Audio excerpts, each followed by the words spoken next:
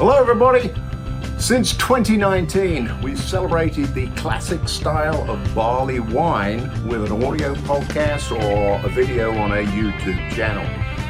This year, I was able to source some rather special barley wines from the UK's J.W. Lee's brewery.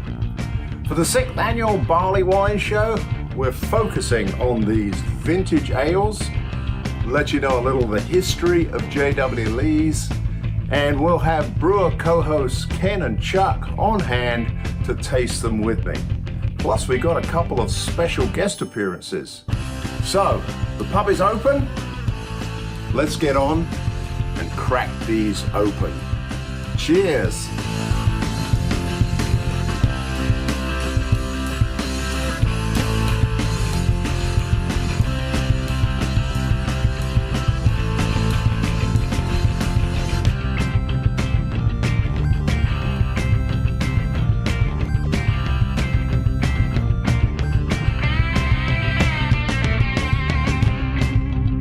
Greetings, welcome to the Brit and Yankee pub for a special edition of our craft beer show, and it's time for our annual Barley Wine Show, the 6th that we've done. I'm the Brit Phil Clark, and thanks for stopping by the pub. You can subscribe to our YouTube channel by clicking on the button that's in, I think it's the bottom right corner, and also our audio podcast, which can be found on all great podcast outlets, including iTunes and Spotify. We're happy to get your comments on this video, and also if you want to contact us, our email address is below. Pints@the-Brit and Yankee. So, as you see in front of me, there are 4 bottles, all labeled Harvest Ale, barley wine produced by J.W. Lee's Brewers in the UK. Close up of that, there we go. To me, this beer is as legendary as Thomas Hardy Ale, and this is a beer that I'll always purchase if I find it here in America. Now these were obtained from one of my favorite watering holes, Brix Fermentation Emporium in St. Charles, Illinois, here in the Fox Valley. Brix is a cidery, a meadery, and a winery, also a home brew shop, and they usually have a hard to obtain classic style on one of their taps in the tap room. So, when General Manager Mike Seaman placed these in front of me, I jumped at the chance to purchase them. I've got the J.W. Lee's Harvest Ale here. It's by far one of my favorite beers. It is produced once a year, but usually available year-round. And they produce it in celebration of the hop harvest. It's not a wet hop beer, but it is made at the first hop harvest. These are some of the best beers in the world to age. They are called English barley wines. They don't really fit the English barley wine style category as far as the specs go. They're about 11.5% on alcohol, and they actually age. The 2 I have here are aged in different barrels. So we have a Calvados barrel aged one and a sherry barrel aged one. Their original one is I don't think it's aged in any barrels. These are brewed in 2017, and they are drinking excellent right now in 2023. I first heard of them from a friend, Zemo. He brought some by, and we were drinking some nearly 20-year-old bottles, and they were still holding up well. So some of the best beer in the world to age. These are going to be a real treat, so let's get started by introducing my first co-host here in the pub, my good chum and head brewer at Hopvine Brewing, Aurora, Illinois. It's Ken McMullen. Good evening, Ken. Buenos dias, Phil. Glad to be here in the pub.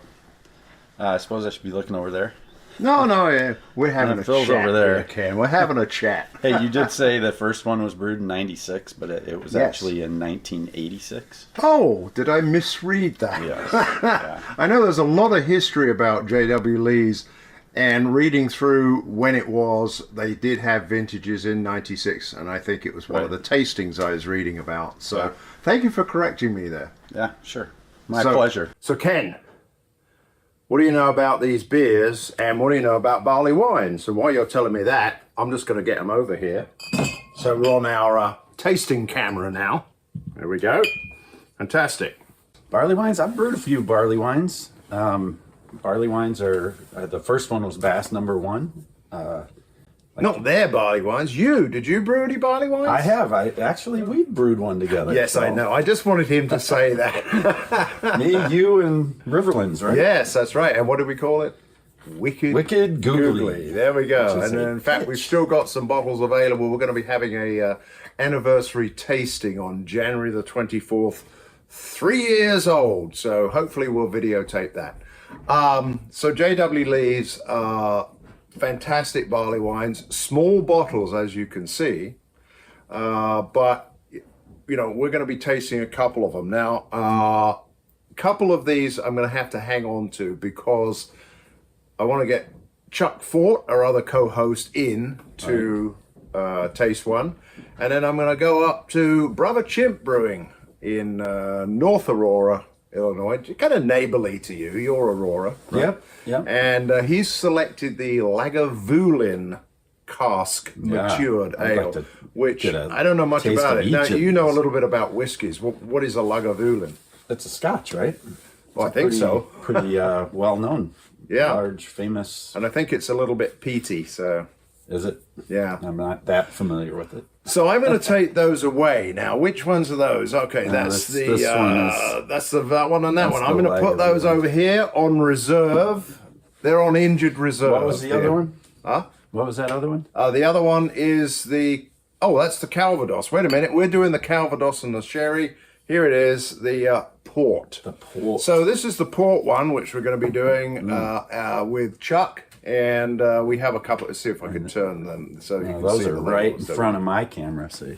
Oh, they are right in front of your camera? Yeah. I'm sorry about that. I'll better move It's over okay, there then. nobody wants to see. I'll put those over here. Right, well, I've got 2 glasses here. Very nice And they're- glasses. Crystal. Fantastic. There we go. They were belong to my father-in-law, and I've always treasured these. And so for special occasions, we pull them out. Now, this is obviously a special occasion. Now, the first one I'm going to have is going to be the sherry one. So I'll put the Calvados one over here, right? Did I get the right one? I can't see the labels from this side. There we go. Sherry. Yes. So, Ken, what do you know about sherry? It's fermented grape juice, correct? Yes, it is. Absolutely. Or distilled, I should say. Or fortified. No, I think actually it's fermented. It's kind of like it's a wine, But it's fortified, right? a fortified wine. So what does that mean? Means they've added basically alcohol to it. Oh, in some really? form. Oh, okay. I didn't know that. Okay. Well, let me crack this open now. On the top of this bottle, and I don't know if you can see it on this camera, but if you can't, I'll figure out how to show it to you. It does have something that says, Maybe that one can see it. oh, maybe it can Get see a it little on light. your camera. So we'll just get into you. Here we go. How's that? There we go. Maybe you'll see that. All right. It says L6938 1517. I don't think that's the year. I think it's the time that they put it in and probably the batch. I have my big Craftsman opener, and I'm going to open this up and see how it comes out. Right, now, with a bit of luck, I can do the pour cam here. It was a very light when you open it. There's a light when you open it. Yeah. There's a Oh little- my gosh, have a there's little whiff of that. Oh, It's got some Very strong interesting sherry notes. notes. So I'm going to pour it over here. Hopefully you'll get it on one of the cameras. And as it comes out, now these are very small bottles, so I've got to be very careful with how I do this. They are, how many? I've got to put my glasses on again. Getting old I am.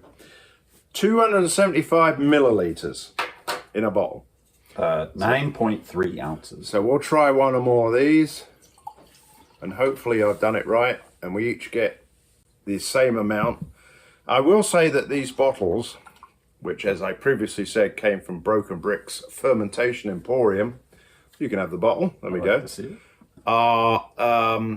they were about $10.99 for 275 milliliters. I think it's a bargain at that price. Ken, here's yours. Thank you, sir. Here's mine. Let's do a little close-up here on this camera. There we go, look at that. Oh, you want to do a clink? Yeah. Cheers. Cheers. Oh, lovely. So, as with any beer, we also have to do the aroma first, right? Or the color. What would you like to do first? The visual. The visual. Okay. Yeah, I've got yeast floating in mine. I've got the yeast. Now, they did say that there would be some sediment, even though this is not a real ale, and we've definitely got it. So I have to be a little bit more careful. Yeah, you were like tipping it to show the way. Yes, I was. I'm sure the yeast is not going to detract from the taste, but obviously with the visual, you're going to have a little bit of floatiness in it. Maybe I can get that onto that camera. There we go. Let's see. I don't know if you can see that or not, but there is a little bit of head. Yeah, it poured with some head that dissipated pretty quick. Yeah, mine's around the edge, which is where it hangs out, I guess, when you got this. And I think you can always give it a swirl. Now, a lot of people do a little bit of swirling to release the flavor. Oh, and that gave a lot more head on it. So, I mean, the color, aside from the sediment, is definitely what I think could be regarded as a barley wine color. Yeah, it's light, I think. Now, I don't know what type of sherry they use, what type of casks they used. There are different types, and I think sherry ranges from light to dark. But it's usually red, right? No, that's port. Okay. So sherry can be, can be anywhere from a very light color to a very dark color. What do you think about the aroma? Lots of malt. I do get sherry notes. Lots of like dried fruit, like raisin, dates. Okay. And that I'm going to assume is definitely what you would get from a barley wine. Well, and particularly one that's been aged for, several years. What year was this one again? This was 2017. 2017. Yeah, the only one we have that's older than that is the limited edition one, which is right here, sorry. And that's a 2015. These are the 2017s, I beg your pardon. I can't keep my dates right. Anyway, I can't wait. The smell, boy, you're right. You're getting all that beautiful fruity notes coming in now. Let's see what we get.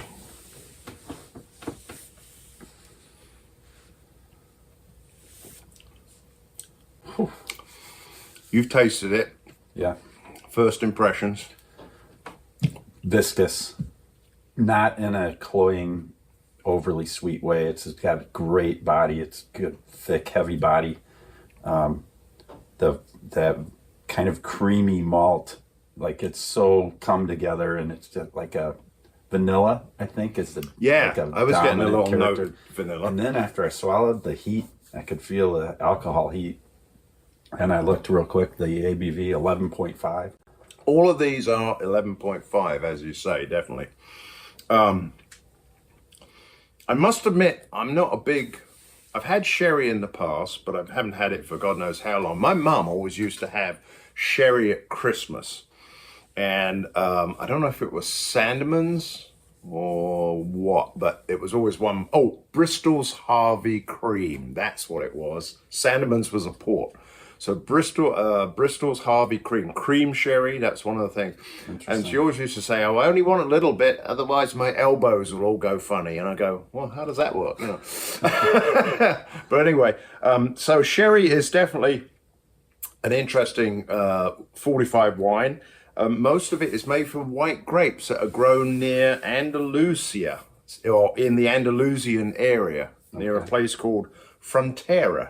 Hey, wasn't that Rick Bayless's Frontera? That's a Mexican restaurant. Yeah, and he's got a line of salsas, I think. I think he does. Anyway, this is where you get you from. So, you know, and you know what sherry is a derivation from is the Spanish Jerez, Jerez. Don't speak Spanish either, but I think it's Jerez. And that's what they call it over there, Jerez. Okay. So interesting. I just get a little sweetness out of this that is fantastic. Yeah, I don't get so I like when beers are aged in barrels and the spirit kind of enhances the beer, but doesn't overtake it. Right. And this definitely, I don't taste sherry. I got a little in the aroma initially, but this is nice. So as a starter here for this harvest wine, this harvest ale, this is pretty awesome. I think that we need to take a short break because I'm not going to rush this down. Right. Yeah. Now, this is one that we're going to... By the way, I did have these in the fridge, but I took them out about an hour ago, and I still got a little chill on them, but what do you think about the temperature? It's perfect. It's cellar temp to me. It's a little cooler than... it's just perfect. It's opened up and lots beautiful, of flavor. Isn't it? There's so much going on in it. There's as you said, you get that initial fruity, raisiny, datey, stone fruit aroma, but that follows through in the tasting, and it's just the most awesome mouthfeel. Yeah, this is great. Right, a little more about J.W. Lees. In 1828, a retired cotton manufacturer by the name of John Lees purchased some land in Middleton, Lancashire, northeast of Manchester city centre in the United Kingdom. Here he built the Greengate Brewery, from which the company still operates. This was some 12 years before the demand for the export style of pale ale, which was developed in England around 1840 and has become known as the India Pale Ale or IPA. In 1876, Lee's grandson, John William Lees, took over the company and it was renamed J.W. Lees and Company Brewers. Ken. Yes, sir. We're on to the second one that I've invited you over to chat and talk and taste. So this one is in a Calvados, matured in a Calvados cask. And I think, if I'm correct, we weren't certain how to pronounce that word. I pronounced it Calvados. Calvados, okay. Yeah. I thought it was Calvados, but if you go to Google and you can press the button and it'll pronounce it as Calvados. Calvados. Calvados. And that's probably because it's French, because, do you know what that is? Do you know what Calvados is? I believe it's brandy. It is. It is a apple or pear brandy. Right. So, or it's made from apples and pears. Right. And it's made normally in Normandy, France. Barrel. Now, this is done in specific French Calvados barrels. So, grab my opener here and do another little opening. There we go. And back over there. There's nothing on top of this, nothing that says J.W. Lees on the cap, so I don't have to keep that. Have you seen anything about how much time it spent in casks? No, I haven't. Have you? Well, I guess you wouldn't be asking me if you had. No, but... Right. Okay. I'm going to pour this one. Now, this is... I've got to be careful with this, because otherwise I'm going to get the sediment out right at the top.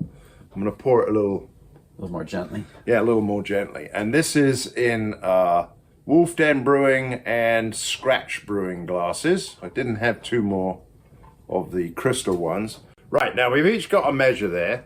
I'm going to see if I can pour it out so that we don't get the sediment. Am I getting some sediment? I think I am. I'm stopping right now. I'm going to look in there. Oh yeah, there's quite a bit of sediment. Pour it and then keep the bottle tilted. Oh, is that how it is? Yeah. I should have let you do it.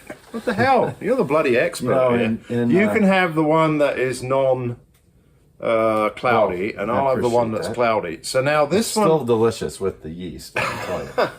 So this one, I think, let me come forward here a little bit, has poured out a little bit darker. Yeah, I would say a tad on the darkish side. More of a reddish tint to it. Yeah, I would agree. Now I'm going to swirl mine to get a little head going because I was very careful in pouring it and I didn't get any head on it. Came out, oh no, it does, same as the other one.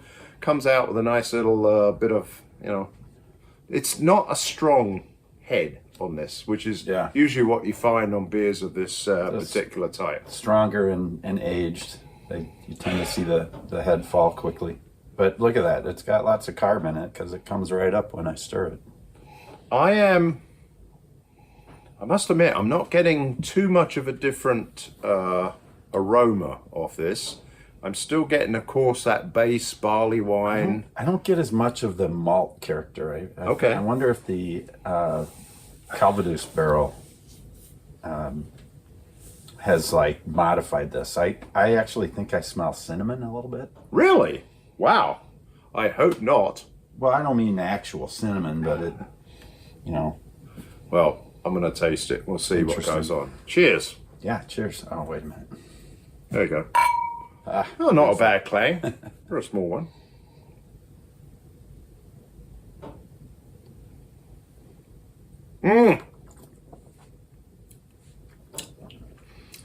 The first rush of that, there was an immediate different flavor. It was like almost like a sweeter flavor. Yeah. Yeah, and the barley notes, the malt notes are different. Okay. It's not quite there. I don't get that overwhelming vanilla that I got in that one. What do you get at delicious? What do you get at the finish? Because I got a very dry, almost musty kind of flavor. It's amazing how different those two are. But still maintaining that base. You get the base, but this one, like the alcohol, is like at the very end, and after I've swallowed, then I can feel it. It's still in my mouth, a little bit of warmth, but not as creamy as that one. See, I'm going to say something about that alcohol on both of these. I've had beers where it's really been intense.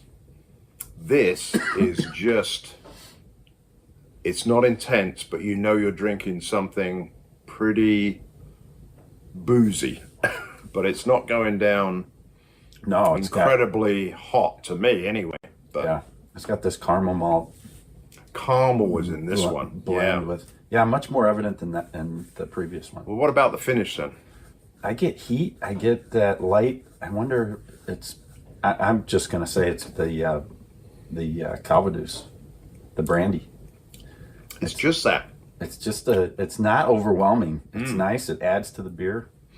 And you know, I have a little stickiness on my lips from this because it is rather a sweet beer, you know, in relative terms. But it's not cloying. It's not. Oh my God! It certainly ain't no pastry stout, folks. This is delicious. This is something. So this is a fantastic one. Now I will say, you had an interesting note about how they make it. It's the same grist bill, which is the grain. So the same recipe every year in terms of grain. They say they use the first harvest of hops. Right. And that's Marisota. East Kent Goldings. I beg your pardon. There were Marisota malt. There were like I think 4 different hops I read. Really? Yeah. Oh wow. But you know, all noble hops, I believe. But the yeast is their house yeast, and sometimes they prop it up from the original batch from 1986. Wow. Well, and I read on the back here, it gives you a lot of information on the back. Well, not too much. This is a limited edition, but it does say it uses an excellent Cerevisiae yeast. Do you know that yeast? That's all the brewing yeast. Oh, is it? Is it an ale yeast? It's all the yeasts that you use to make beer. Oh, really? Yeah. Well, I wonder if they have kept their own yeast for the last... We are drinking beers that have been produced over the last 190 plus years, which now I think you read when they first produced a barley wine. Not J.W. Lee's, but the original Barleywine was 1872. Oh, That was at 1872. That's Bass interesting. #1. Oh, right. And I know that barley wine was produced at a higher alcohol because the upper class, or I guess the class higher than the brewers, wanted to drink something that wasn't wine, but they didn't want to drink something that was just regular ale, 3 or 4%. They wanted to drink something a little higher, so they produced a barley wine, put the word wine in it, and of course that was okay. Oh, look, we've got wine made out of barley. How fantastic, instead of those grapes. I love it. Oh, dear, oh, dear, oh, dear. Anyway, So this was then finished in barrels that was distilled apple wine, right? yeah, I get. So is this barley? Is this barley? Wait a minute. Is this one barley wine? Oh, thank you very much. I think that if you said apple wine to somebody versus apple brandy, you'd probably get a very big debate on that. Anyway, Ken, what do you think of the sherry matured version and the Calvados matured versions? Out of 5. Both 5 out of 5. There you go. Give him a ding. Yeah. So many dings. Yes. I'm so glad that you were able to be here to try these two. Cheers. Thanks for having me, Phil. We're going to head out. You're going to hang out here, and we're going to finish off this one.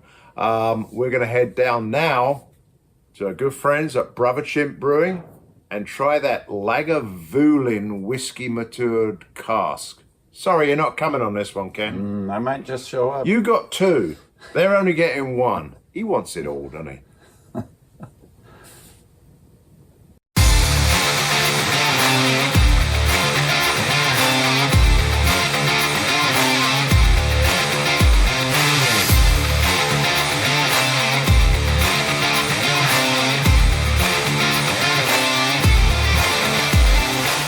We made it down to Brother Chimp, everybody, down here in North Aurora. We're standing in the tap room. Next to me is the owner, Steve Newman. When he does brew occasionally, he started brewing, but then he got this guy in, Sam Altaner. Is it Altaner or Altaner? Altaner. Altaner, right, I got that right. Who is now doing most of the brewing? Pretty much all. Yeah, you put your feet up, don't you see? Anyway, the reason we're down here is twofold. Because these guys have a fantastic barrel-aged barley wine. Now, we're going to taste that at the end of this little session, maybe as an addendum to this, and do a little comparison, because we're bringing the next of our harvest ales from J.W. Lee's. This one is by special request of Mr. Steve here. He likes Lagavulin, is it Lagavulin? Lagavulin. Lagavulin whiskey, which is a beautiful peaty whiskey that comes from, I can't remember the name of the town, but it's on the Isle of Isla, and that's Islay, but pronounced Isla, and that's where all the peaty whiskeys come from.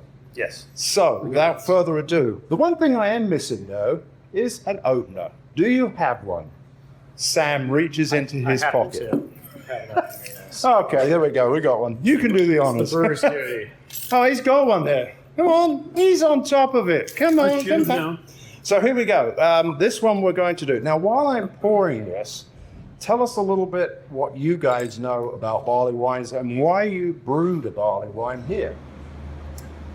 Sure. I mean, I think that any good barley wine starts out with the finest malt. It's definitely the most, it's the natural end to the complexity that you can pull out of malt in a beer. And so in most cases, in our case at least, and I believe in this case, you're going to be using Maris Otter English malt, which is some of the nicest malt out there, and I think it has a very exceptional quality to it. A lot of complex notes, nice toasty graininess to it with you can extract a ton of flavor, especially when paired with some nice casks as we have here. And as the fine folks at J.W. Lee's have matured, they mature in casks. They don't age. In this Lagavulin whiskey. Now, that's well known because of the peatiness. How do they get the peatiness flavor into the whiskey? You got to go and ask me that question now. Oh, okay. So I know. I kind of do, but it's been a while since I remember. I'm pretty sure it has to do with smoking the peat, actually, and then coming up into the grains. You're 100% correct. And that's how. So where they are on this Isle of Islay is well known for peat bogs, and they take these peat bogs and they burn it underneath the malt, and however much smoke gets into that malt is how peaty the notes of the whiskey's going to be. So I'm hoping this is going to be something really tremendous too. So it's poured out with a beautiful color. What would you describe that as? So it's a deep amber. Deep amber. Not much head, right? No. And I don't know, on the other ones that we had, we didn't have too much head either. I gave it a little shake, it's going, but how about the aroma? Definitely get a little bit of cask in there, a little bit of smokiness from the peat. Plenty of sweetness. I think I've got a kind of, you know how whiskey is when you smell it? It kind of comes through here, but I'm not getting too much. No. Take a big whiff, you'll get that smoke at the end. Yeah. Oh yeah, there we go. Yeah, you need a big whiff to get the smoke, but yeah. then you get it. There's also some fruitiness there, maybe some dark fruits, fruit leather in there. That's what we've been finding. Yeah. Yeah, absolutely. That all of these have this fantastic stone fruit note to it. Right, let's go ahead and drink this thing. Enough of this. We only have small amounts of this. Going Cheers. between three. Cheers. Cheers. What do they say in Scotland? Up your kilt, lad. There you go. All right, cheers.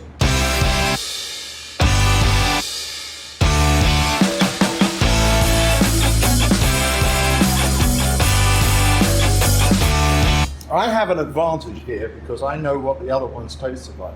Yeah. Unfortunately, you don't. First impressions. I think it's really nice. I think that the peatiness is definitely not overdone, especially coming from such a peaty cask. I don't know. I wasn't sure if it was going to be a bit over the top because I know that depending on how long it's in the barrel, it can definitely pick up a lot of that character, but I think that it melds well into the flavors of the malts. There's definitely a lot of that dark fruit, stone fruit, almost like a little bit of citrusy notes to it. A really interesting maltiness. A lot of complexity in the flavors. Definitely got more of the smoke off the nose than off the palate, which I think is nice. I would agree with you. I've noticed that this is the sweetest of the bunch so far. Now, the Calvados one was sweeter than the sherry one. This one has a real sweet bite to it in the middle. It's almost like toffee and caramel and that sort of thing. Yeah. And I was kind of, so disappointed. I can't be disappointed in a beer like this. No. But I was hoping there was going to be more peatiness, and you're 100% correct. It's more peaty off the nose than it is off the tongue. So, anyway, it's a good one. Very good. Are you glad you had it? Yes, thank you very much for sharing. Because this is 2015. So this has been sitting around. We assume, now we had a discussion beforehand, didn't we, Sam, about whether it was brewed in 2015. Right. I think that was the case. It's the harvest of 2015. I'd imagine it probably spent about a year in a barrel, but brewed in 2015, so got at least a solid 7 years since it was brewed. It's got a little bit of time to mature in the bottle itself. Some slight notes of oxidation, maybe some like orange liqueur notes to it. Really? I'd say. Oh, yeah, a little. I think what we do here is we cut and we get what they have got, which is a barrel-aged barley wine. Now, they did one called Samson, which I found to be an excellent beer. I put it on my top beers of last year. So you've got to kind of come through and we'll do a comparison. Cut! Good.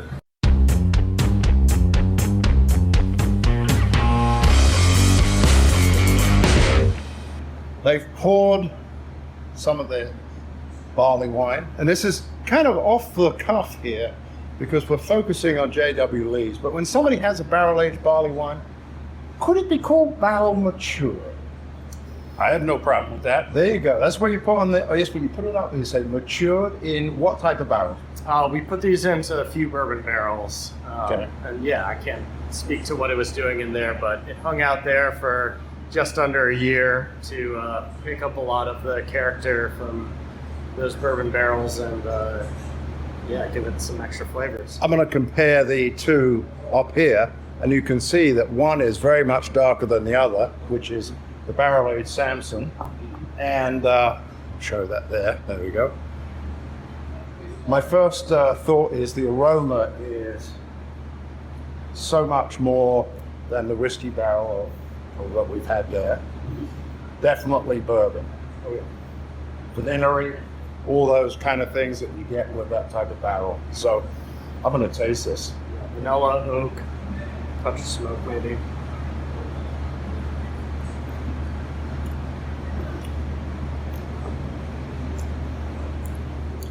So my journey was bourbon, and then the sweetness, and then a little bit of dryness. Very well balanced. I'm going to go back to the leads and see how compare it is.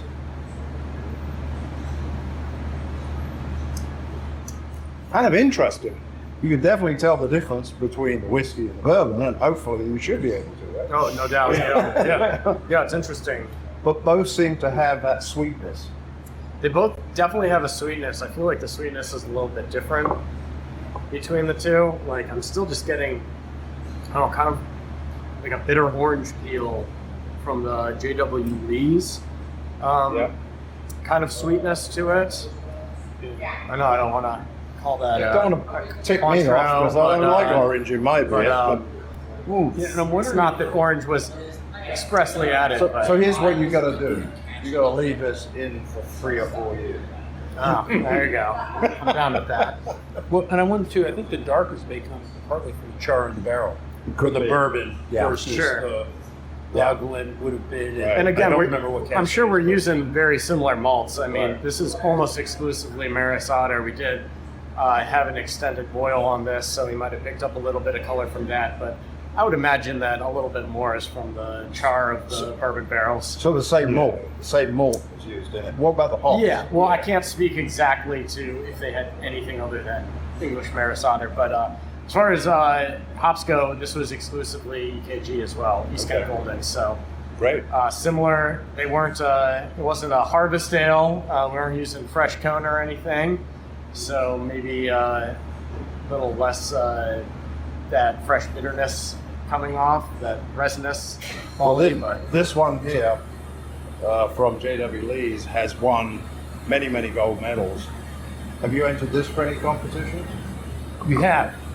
We had it at Did you Kovac. win? We did not do anything at Oh, it's a Kovac, Festival of Barrel-Aged but Beers. we recently entered it in the United States Beer Tasting Championship, Oh, and we've heard good things so far, so stay tuned, and hopefully we'll have a nice announcement about it in the future. excellent. Well done, guys, and thanks for helping me taste this one. thanks for bringing it. It's Barley Wine Show. That's what we're on. Our 6th annual Barley Wine Show. Now, what we've got one bottle left, and you're going to miss out on that because I've only got one bottle. I'm taking that down to Church Street Brewing and my other co-host, Mr. Chuck Ford. So let's do a quick wish over there, and we'll see you in a minute. Cheers. Cheers.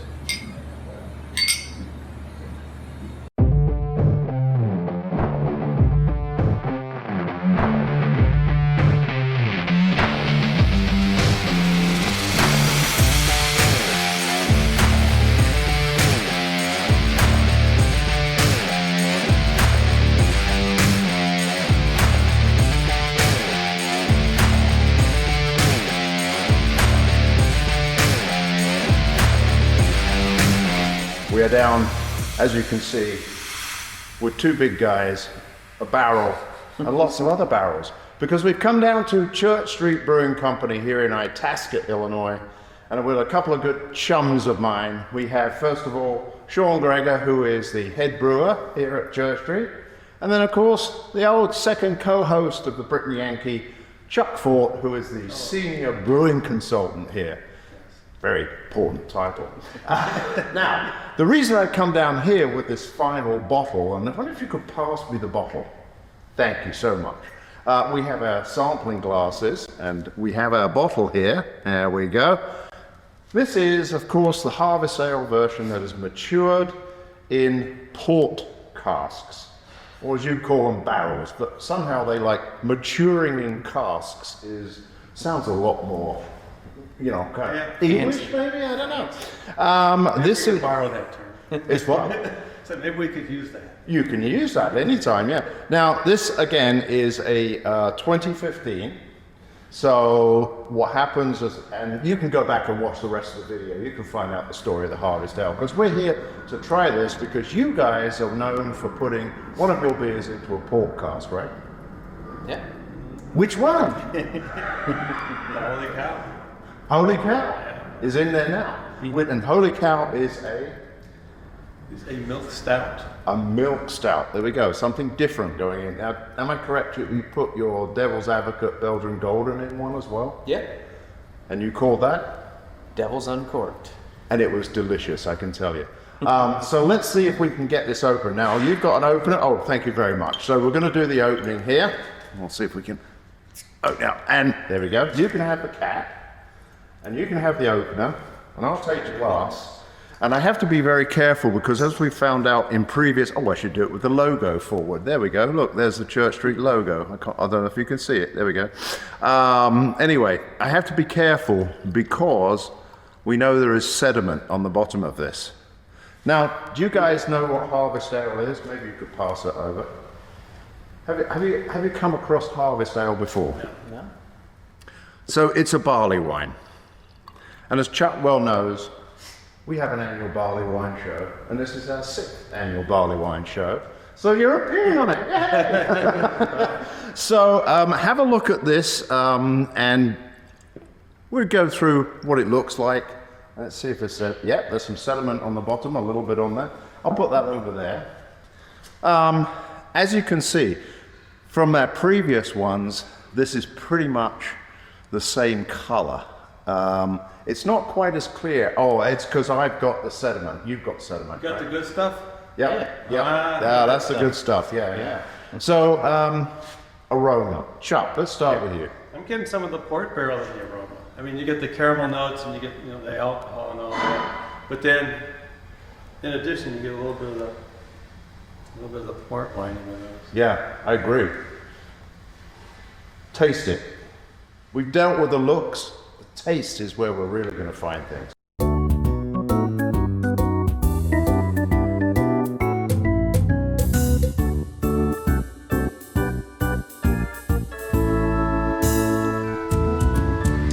Okay, I've had the benefit of tasting all the other three. So we'll start with Sean and see what you think about it. You can tell it was in a barrel for a long time. Uh-oh, lights went out. Cut. Those are our smart lights. They're on a timer. It's a motion detector. Once in a while. Okay. Anyway, what was that, Sean? You can tell it was in a barrel for a long time. I mean, there's just tons and tons of oak influence there. You get more red fruit, I thought, on the nose than I got in the flavor. Big, caramely, full, nice balancing bitterness at the end, but really just nice and oak forward. The interesting comment you made there was about getting more on the aroma than in the taste. Yes, you get a lot of red fruit in the aroma. Exactly what we found with the Lagavulin. There was much more peaty aroma than there was in the flavor. Now, this has to warm up a little bit to fully release all the flavor. So maybe we should cut and come back in 5 minutes. What do you reckon? Let's do it. All right. Not any left in 5 Cut. minutes. What? What was Any that? left in 5 minutes. Oh, well, no, you have to waste it. Cut. We'll be back in 2 seconds on the video. We're back off that real quick 2-second break. Yes. It's actually in real time, about 5 to 10 minutes. This has warmed up quite nicely. Let's see if there's any difference in the flavor. If we get more of the pork coming through, because that's really what I want to have happen, is to have some of that pork barrel come through. Go ahead, if you've souped it, let me know. I don't know if it's just that I've been drinking and smelling it for a while. It's just the, yeah, it's still fairly pronounced in the nose. Yeah, and I think now I'm getting a little bit more of it towards the back end again, which is pretty much how the other ones have gone.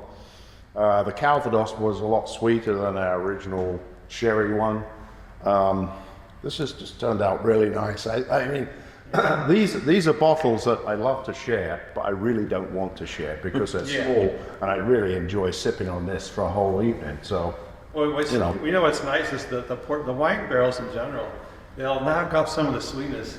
You know, I'm sure this beer going in was probably pretty sweet. You know, and then when it hits the wine barrels, it kind of. Yeah, typically the original Harvest Ale is you know, a nice English barley wine, toffee notes, caramel notes, that sort of thing going on. I don't know whether or not it's any sweeter than what we get in these. This is pretty sweet. I mean, I don't think. No.